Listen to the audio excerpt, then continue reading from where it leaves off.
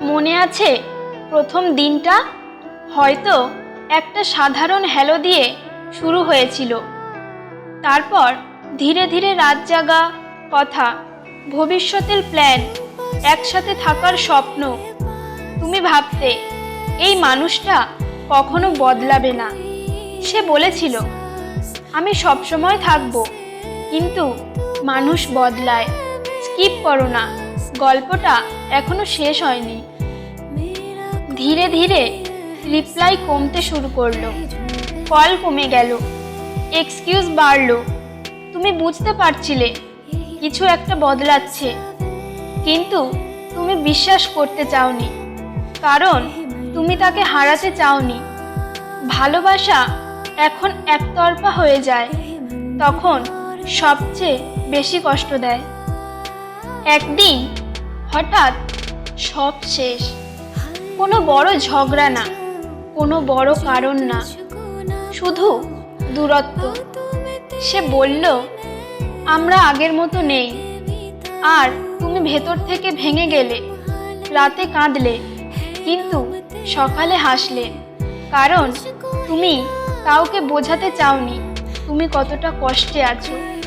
শেষ পর্যন্ত দেখো, সবচেয়ে গুরুত্বপূর্ণ অংশ এখনো বাকি।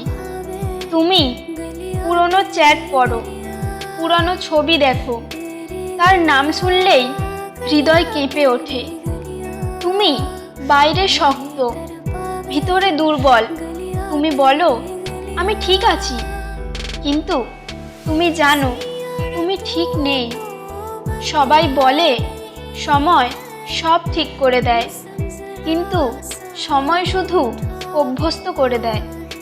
এক সময় তুমি বুঝবে, যে মানুষটা তোমার ছিল সে আসলে কখনোই তোমার ছিল না। তুমি তাকে বেশি ভালোবেসেছিলে, সে তোমাকে প্রয়োজন অনুযায়ী ব্যবহার করেছিল। কঠিন শোনালেও এটাই সত্যি।